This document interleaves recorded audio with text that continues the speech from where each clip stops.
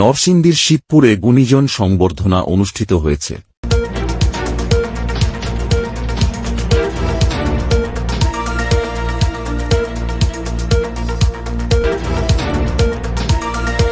শনিবার সকালে উপজেলার মাছিনপুর ইউনিয়ন পরিষদ মাঠে দত্তেরগাঁও সংঘের উদ্যোগে এই সংবর্ধনা অনুষ্ঠিত হয়।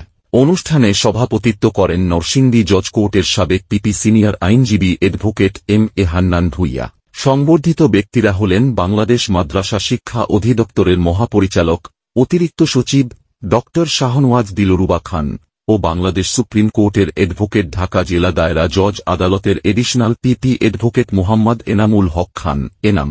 সমাজে আলোকিত মানুষ গড়ার লক্ষ্যে বিভিন্ন দিক নির্দেশনামূলক আলোচনা শেষে ফুল ও সম্মাননা ক্রেস্ট দিয়ে তাদের সংবর্ধনা জানানো হয়। সংবর্ধিত অতিথি ড.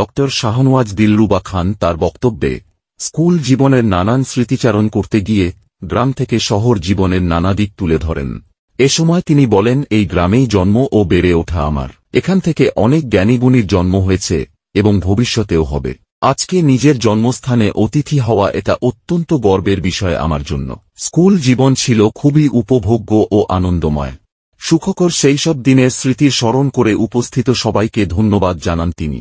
এ সময় অনুষ্ঠানে উপস্থিত ছিলেন উপজেলা বিএনপির সভাপতি ও ইউপি চেয়ারম্যান আবুল হারিস রিকাবদার, কাস্টমস বিভাগের অতিরিক্ত কমিশনার হাসান মোহাম্মদ তারেক রিকাবদার, দত্তেরগাঁও উচ্চ বিদ্যালয়ের সাবেক সভাপতি মোশাররফ হোসেন ভূঁইয়া ও সাবেক শিক্ষা কর্মকর্তা নুরুদ্দিন দর্জি প্রমুখ। এছাড়াও অনুষ্ঠানে এলাকার রাজনৈতিক নেতৃবৃন্দ, এলাকার গণ্যমান্য ব্যক্তিবর্গসহ বিভিন্ন শ্রেণী পেশার মানুষজন উপস্থিত ছিলেন। চেতনা টিভি, স্বাধীনতার চেতনায় চির উজ্জ্বল। আমাদের সঙ্গেই থাকুন।